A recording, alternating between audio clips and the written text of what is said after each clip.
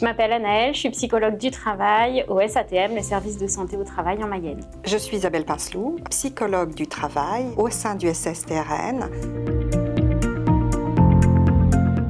Alors, mon métier de psychologue du travail est d'accompagner les organisations, les équipes dans des situations de difficulté, de faire l'analyse organisationnelle et puis d'étudier aussi les liens que peuvent avoir les équipes qui peuvent être en difficulté ensemble afin d'identifier justement ces difficultés et de trouver des solutions.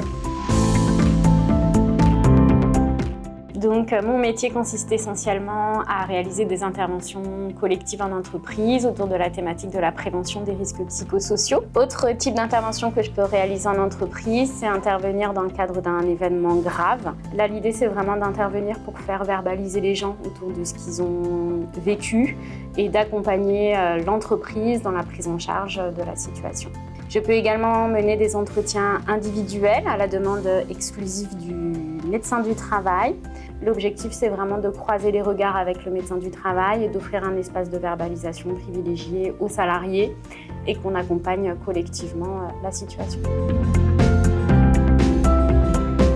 Un exemple tout récent d'un accompagnement individuel d'un salarié que j'ai rencontré, qui était en conflit avec son directeur, qui du coup était dans une situation d'opposition, se sentait d'ailleurs rejeté alors qu'il était un bon élément jusque-là. Et nous avons travaillé ensemble à détricoter en fait la situation et puis à lui faire prendre conscience que lui-même s'était mis à distance de sa direction, qu'il ne répondait pas à certaines attentes qui faisaient que son dirigeant et son directeur avaient quelque peu perdu confiance en lui. Quand nous nous sommes retrouvés, je lui avais donné des pistes et il avait pris conscience de ces éléments-là et ouvert les yeux. Et il me dit « mais ça se passe super bien alors que je n'ai rien changé ». Donc on a revisité là aussi le fonctionnement qu'il avait eu depuis et en fait il avait changé sa perception du dirigeant, donc son comportement vis-à-vis de lui et vis-à-vis de son directeur.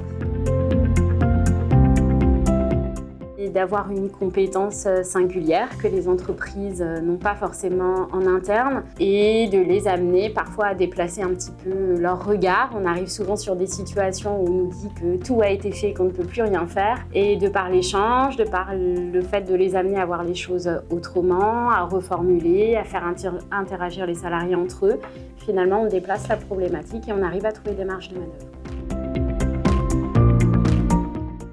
Le message que je ferai passer aux entreprises, c'est de ne pas attendre le bout du bout avant de nous solliciter, ne pas attendre qu'une situation soit totalement enquistée ou dégradée.